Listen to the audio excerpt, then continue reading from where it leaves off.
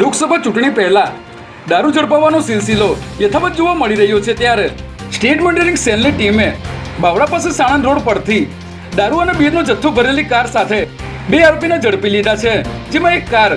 વિદેશી દારૂનો જથ્થો ભરીને સાણંદથી બાવળા થઈને સાયલા તરફ જવાની બાતમીના આધારે પોલીસે સાણંદ રોડ પર આવેલ જલારામ મંદિર પાસે વોચ ગોઠવી બાતમીવાળી કારનો પીછો કરતા આરોપીઓ ગાડી મૂકીને ખેતરમાં ભાગ્યા હતા ત્યારે પોલીસે બંનેને ઝડપી લીધા હતા. સમગ્ર મામલે પોલીસે કારમાંથી 167 બોટલ દારૂ અને 476 નંગ બિયર સહિત 6 લાખનો મુદ્દામાલ કબજે કર્યો છે. અમદાવાદના વસ્ત્રાપુર વિસ્તારમાં આવેલ ભરવાડવસમાં એક મંદિરની પ્રાણ પ્રતિષ્ઠાને લઈને ઘણા સમયથી વિવાદ ચાલી રહ્યો હતો ત્યારે આ મંદિરના જીર્ણોદ્ધારની પત્રિકામાં નામ છપાવવા બાબતે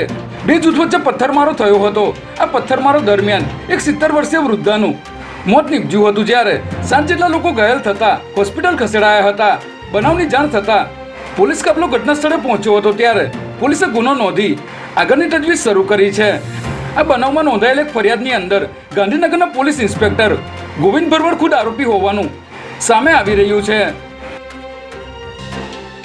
વડોદરાના સાવલીમાં ભાજપ કાર્યાલયના ઉદ્ઘાટન સમયે વિરોધ કરવા માટે પહોંચેલ ક્ષત્રિય આગેવાનોની પોલીસે અટકાયત કરી છે, જેમાં આજે વડોદરા લોકસભા બેઠકની સાવલી વિધાનસભા બેઠક ખાતે ભાજપ કાર્યાલયના ઉદ્ઘાટનનો કાર્યક્રમ રાખવામાં આવ્યો હતો ત્યારે પોલીસ દ્વારા ક્ષત્રિય સમાજના આગેવાનો વિરોધ કરે તે પહેલા જ 5 આગેવાનોની અટકાયત કરવામાં આવી હતી, જેને પગલે ક્ષત્રિય સમાજમાં ભારે રોષ ઉઠી રહ્યો છે.